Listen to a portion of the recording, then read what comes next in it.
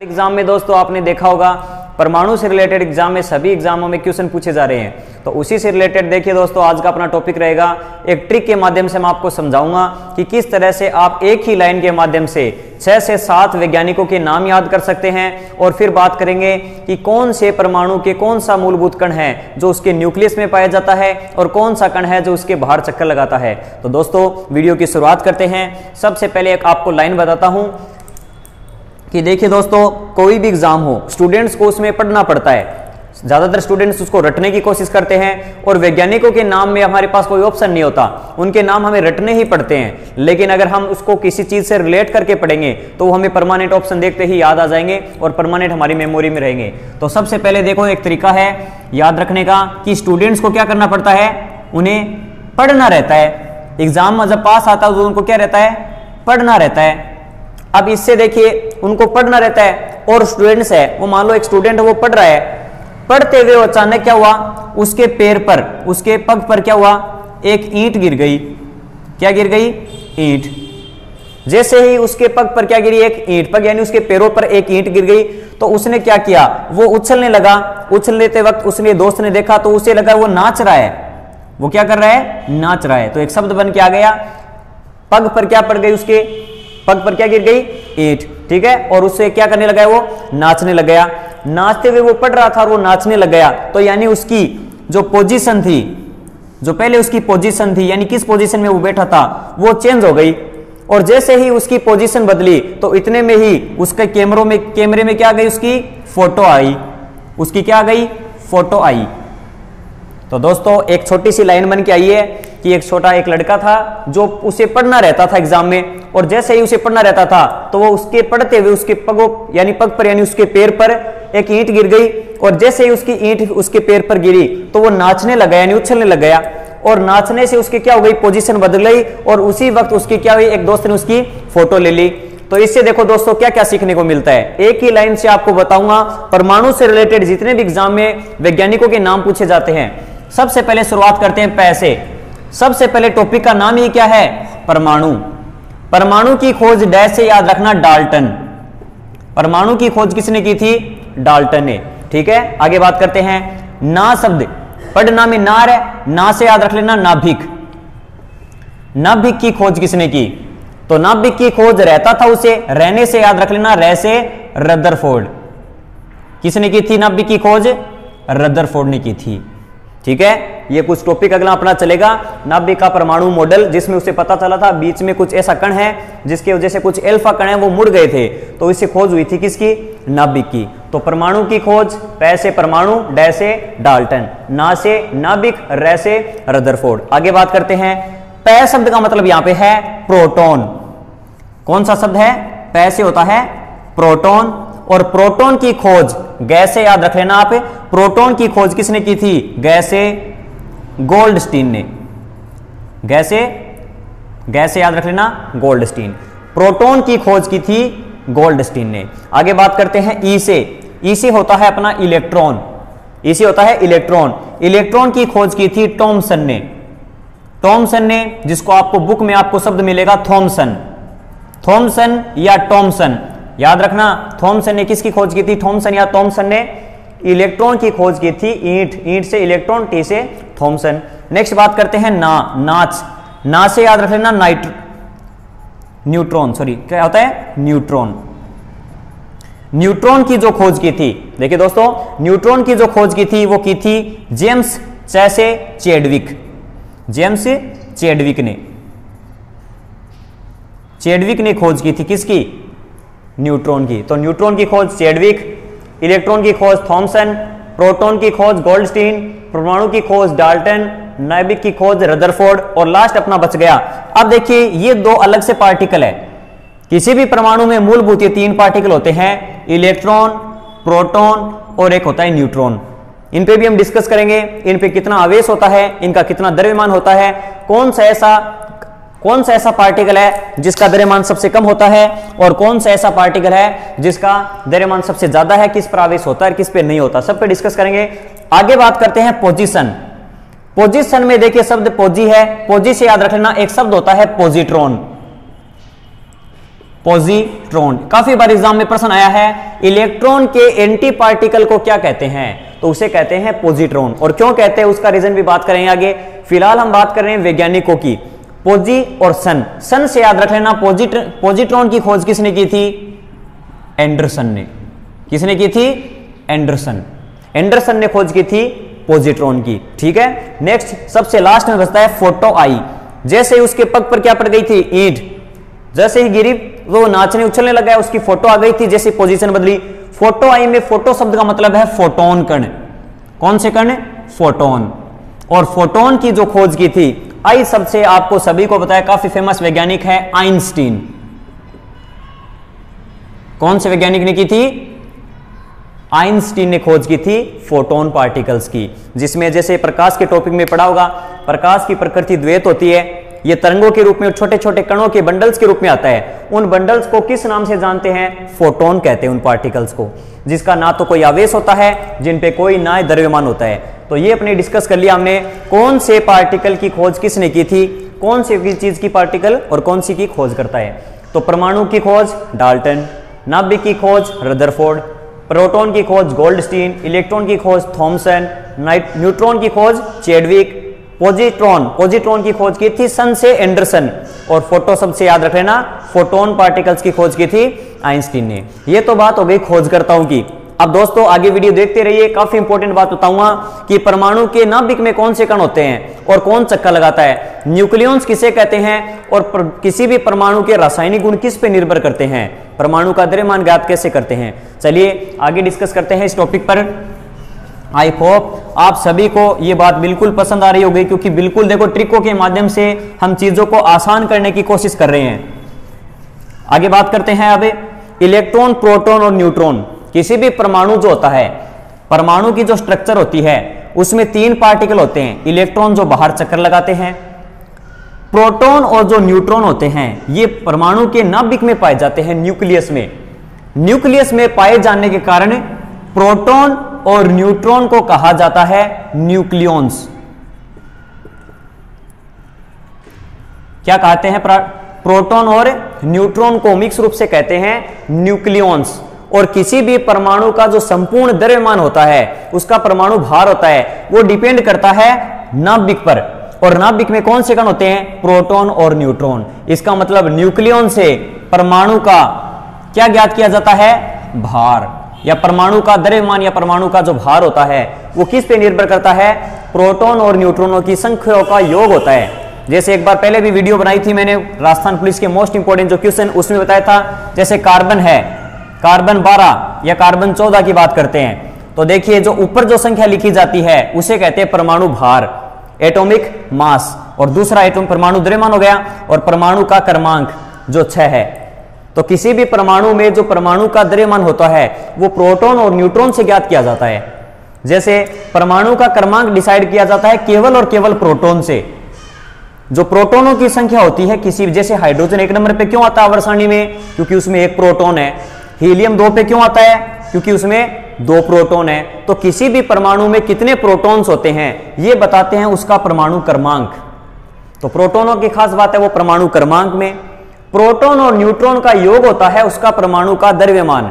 तो यानी ऊपर जो संख्या लिखी जाती है उसे कहते हैं परमाणु का द्रव्यमान, जिसे ए से प्रेजेंट किया जाता है, कैपिटल ए से, और परमाणु क्रमांक को प्रेजेंट करते हैं जेड से।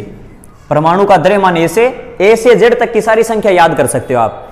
तो जैसे एग्जांपल बताया, कार्बन 14 जो है इसके अंदर 14 तो है परमाणु का द्रव्यमान और 6 है परमाणु का क्रमांक। क्रमांक ज्ञात किया जाता है प्रोटॉन से और भार ज्ञात किया जाता है, द्रव्यमान ज्ञात करते हैं प्रोटॉन प्लस न्यूट्रॉन से। तो प्रोटॉन न्यूट्रॉन्स को कहते हैं। प्रश्न आता है नाभिक में मूलभूत कण पाए जाते हैं, तो आपका आंसर होगा कौन से, प्रोटॉन और न्यूट्रॉन। किसी भी परमाणु का संपूर्ण द्रव्यमान केंद्रित होता है तो आप बताओगे उसके नाभिक में। नाभिक की खोज किसने की, तो नाभिक की खोज की थी रदरफोर्ड ने।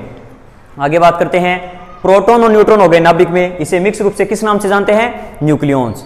तो बाहर जो चक्कर लगाता है उसे क्या कहते हैं, इलेक्ट्रॉन। तो किसी भी नाभिक के चारों ओर वर्ताकार पथ में गति कर रहे पार्टिकल को क्या कहते हैं, इलेक्ट्रॉन। इलेक्ट्रॉन की खोज ईंट, टैसे, टॉमसन या थॉमसन ने। आगे बात करते हैं दोस्तों कि परमाणु विद्युत का कैसा होता है। उस पे धन आवेशित होता है, ऋण आवेशित होता है, या कैसा होता है? तो देखिए दोस्तों, किसी भी परमाणु में, उदासीन परमाणु में प्रोटॉन की संख्या और इलेक्ट्रॉन की संख्या हमेशा बराबर होती है। किसकी संख्या? प्रोटॉनों की और इलेक्ट्रॉनों की संख्या क्या होती है? बराबर होती है। यानी प्रोटॉन और इलेक्ट्रॉन बराबर होते हैं, तो हम कह सकते हैं प्रोटॉन बराबर होते हैं इलेक्ट्रॉन के। जबकि न्यूट्रॉनों की संख्या अलग अलग हो सकती है। न्यूट्रॉन एक अस्थायी कण से नाम से भी जानते हैं। प्रश्न आता है परमाणु के कौन से कण को एक अस्थायी कण कहते हैं? तो उसे कहते हैं न्यूट्रॉन को। तो proton plus electron, proton plus neutron तो परमाणु का भार या द्रव्यमान। दूसरी बात, प्रोटॉन और इलेक्ट्रॉनों की संख्या क्या होती है? किसी भी परमाणु में समान होती है। जितने किसी भी परमाणु में प्रोटॉन होते हैं, तो बताइए कार्बन के अंदर कितने प्रोटॉन है? तो ये 6 प्रोटॉन, अभी हमने बात की थी। प्रोटॉनों की संख्या कितनी है? 6। एग्जाम में प्रश्न आ जाए कार्बन 6, ये जो 6 नंबर पे आ रहा है, इसमें इलेक्ट्रॉनों की संख्या कितनी होगी? तो इलेक्ट्रॉन भी कितने होंगे? 6। 6 ही प्रोटॉन है, 6 ही इलेक्ट्रॉन है। न्यूट्रॉन कितने हैं? तो देखिए ऊपर वाली संख्या में से नीचे वाली संख्या घटा दो बस। ज्यादातर केस में हम क्या देखेंगे? ऊपर वाली से नीचे वाली घटा दो। क्यों घटा दे? क्योंकि ऊपर था p + n का मान जो 14 आ रहा है, हमें पता चल गया p का मान है 6। अब 6 में कितना जोड़ा जाए कि 14 आ जाए? तो कितनी हो गई? 8। ठीक है, यानी हम कह सकते हैं कार्बन 14 के अंदर 6 प्रोटॉन, 6 ही इलेक्ट्रॉन और 8 न्यूट्रॉन है। इस प्रकार हम किसी भी परमाणु में प्रोटॉन, न्यूट्रॉन और इलेक्ट्रॉनों की संख्या ज्ञात कर सकते हैं। तो ये बात होगी अपनी बेसिकली किसकी संख्या समान होती है परमाणु में? प्रोटॉन और इलेक्ट्रॉन की। इसीलिए कोई भी परमाणु विद्युत का उदासीन होता है। परमाणु का भार होता है नाभिक में, जिसमें प्रोटॉन न्यूट्रॉन पाए जाते हैं। इलेक्ट्रॉन चारों ओर क्या लगाते हैं? चक्कर लगाते हैं। अब बात करते हैं इलेक्ट्रॉन, प्रोटॉन और न्यूट्रॉन पर पाए जाने वाले आवेश और द्रव्यमान की संख्या कितनी है। दोस्तों बात करते हैं कौन से पार्टिकल में, जैसे प्रोटॉन है, इलेक्ट्रॉन है और न्यूट्रॉन है।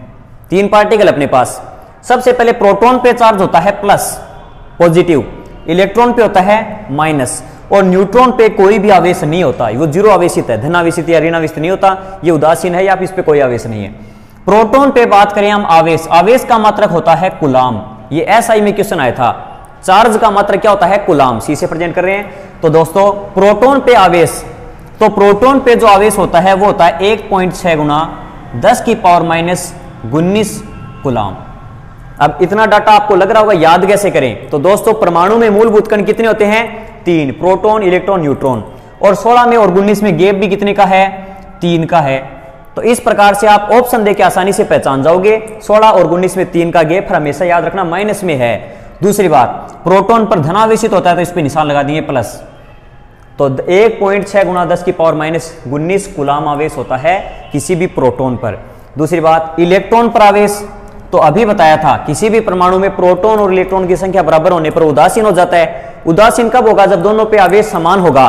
तो यानी प्रोटॉन और इलेक्ट्रॉन पर आवेश क्या होते हैं? समान होते हैं। 1.6 × 10⁻⁻19 कूलाम। अब उदासीन तभी तो होगा ना, एक प्लस हो तो दूसरा माइनस होना चाहिए, तभी तो समान होंगे। अगर दोनों प्लस हो जाते तो जुड़ जाते। इसका मतलब एक पर प्लस है तो इलेक्ट्रॉन पे कैसा है? माइनस है। जबकि न्यूट्रॉन पर कोई भी आवेश नहीं होता। तो एग्जाम में क्वेश्चन आता है कौन से परमाणु के कण में आवेश, कौन से परमाणु के कण को आवेश रहित कहते हैं? तो न्यूट्रॉन को। और कौन से 2 कणों में आवेश समान होता है? तो प्रोटॉन और इलेक्ट्रॉन पर। नेक्स्ट बात करते हैं कि इन पे द्रव्यमान कितना है। इनका द्रव्यमान, इनके द्रव्यमान की बात करें मास की, तो देखिए प्रोटॉन पे जो द्रव्यमान होता है ये होता है कितना? 1.6। देखिए एक बात बता देता हूं, प्रोटॉन पे आवेश और इलेक्ट्रॉन पे जो द्रव्यमान है ये क्या होता है? देखो प्रोटॉन और न्यूट्रॉन पर द्रव्यमान लगभग समान होता है, जबकि इलेक्ट्रॉन का द्रव्यमान सबसे कम होता है, जो आपको बताऊंगा अभी। 1.6 × 10⁻⁻27 kg। 1.6 × 10⁻⁻27 kg द्रव्यमान होता है किसके ऊपर? किसी भी प्रोटॉन पर। दूसरी बात, इलेक्ट्रॉन का द्रव्यमान, तो देखो इलेक्ट्रॉन पे सबसे कम है द्रव्यमान 9.1 × 10⁻31 kg। हालांकि ये डाटा आपको रटने की जरूरत नहीं है, आपको बस इतना याद रखना है कि सबसे कम द्रव्यमान किसका होता है? इलेक्ट्रॉन का। इसीलिए देखो किसी भी परमाणु का द्रव्यमान होता है ना, वो केवल प्रोटॉन और न्यूट्रॉन से ज्ञात करते हैं, इलेक्ट्रॉन का कोई योग नहीं होता। क्योंकि -31 का मतलब देखो कितनी कम संख्या हो गई। इतनी कम संख्या होने का इसको नगण्य मान लेते, बिल्कुल मानते ही नहीं है। जबकि इन दोनों पे आवेश द्रव्यमान लगभग समान होता है 1.6 गुना 10 की पावर माइनस 27 kg।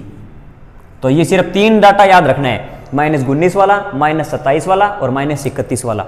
सबसे कम द्रव्यमान आप बताओगे किसका? इलेक्ट्रॉन का, क्योंकि -31 संख्या बड़ी है, माइनस में बड़ी है। और सबसे ज्यादा द्रव्यमान किसका होता है? तो अगर आपसे प्रश्न पूछ ले तो याद रखना न्यूट्रॉन पे तो होता है 1.6 गुना 10 9 और इस पे लगभग होता है 7। ज्यादा सबसे ज्यादा द्रव्यमान होता है न्यूट्रॉन का। ये किसी भी इलेक्ट्रॉन से लगभग 18 दूनी कितना होता है? 36। यानी आपसे प्रश्न पूछ ले कि प्रोटॉन पे जो द्रव्यमान है इलेक्ट्रॉन का कितना गुना है, तो गुना यानी मल्टीप्लाई आप कह दोगे 1 गुना 2 गुना, तो 18 का 2 गुना कितना होता है? 36। तो याद रखना 1836 ज्यादा गुना, इलेक्ट्रॉन से 1836 गुना ज्यादा द्रव्यमान होता है किस पे? प्रोटॉन पे। और लगभग 1839 या 1838 के पास इसका होता है न्यूट्रॉन का इलेक्ट्रॉन से। तो ये कुछ फैक्ट डाटा थे जो प्रोटॉन, इलेक्ट्रॉन और न्यूट्रॉन से संबंधित पूछे जाते हैं। इसके अलावा दोस्तों एक बात और बता देता हूं, जो बात कर रहे थे हम अभी पॉजिट्रॉन की। पॉजिट्रॉन एक ऐसा कण है जिसका नाम है पॉजिट्रॉन। पॉजी शब्द का मतलब हो गया पॉजी यानी पॉजिटिव चार्ज वाला, जिसपे चार्ज हो प्लस, और ट्रॉन शब्द से बन गया इलेक्ट्रॉन, यानी धन आवेशित इलेक्ट्रॉन को क्या कहते हैं? पॉजिट्रॉन। इसे कहते हैं इलेक्ट्रॉन का विपरीत कण। क्यों कहते हैं? क्योंकि इसके ऊपर जो आवेश होता है ना, ये होता तो इलेक्ट्रॉन के बराबर है, लेकिन कैसे चार्ज पे होता है? प्लस। और इसका द्रव्यमान भी बिल्कुल इतना ही होता है जितना इलेक्ट्रॉन का होता है। इलेक्ट्रॉन के समान द्रव्यमान, इलेक्ट्रॉन के समान आवेश, लेकिन इलेक्ट्रॉन पे माइनस में होता है, इसमें होता है प्लस में। इसलिए इसको कहते हैं इलेक्ट्रॉन का एंटी पार्टिकल, इलेक्ट्रॉन का विपरीत कण। दूसरी बात, एक शब्द बच गया फोटोन। एग्जाम में क्वेश्चन आता है ऐसा कौन सा पार्टिकल है जिसपे ना तो कोई आवेश होता है और ना ही जिसका कोई द्रव्यमान होता है, तो वो पार्टिकल है फोटोन, जिसकी खोज किसने की थी? फोटो आई से आइंस्टीन ने। तो दोस्तों आज हमने सीखा कि परमाणु क्या है, परमाणु के मूलभूत कण कौन से हैं, इसको कौन से नाम से जानते हैं, एग्जाम में जो जो क्वेश्चन बन सकते थे सभी बताने का प्रयास किया है। अगर आपको वीडियो पसंद आ रही हो तो दोस्तों इसको लाइक कीजिए, सब्सक्राइब कीजिए और अपने दोस्तों के साथ शेयर कीजिए। दोस्तों ये वीडियो काफी इंपॉर्टेंट साबित रहेगा फर्स्ट ग्रेड जैसे एग्जामों के लिए, क्योंकि फर्स्ट ग्रेड में पहला ही टॉपिक दे रखा है परमाणु का। इसके अलावा राजस्थान पुलिस या रेलवे की जो भी तैयारी कर रहे हैं, आप सभी के लिए ये क्लास काफी इंपॉर्टेंट है। अगर आपको ये वीडियो पसंद आ रही है तो इसे लाइक जरूर करना। धन्यवाद।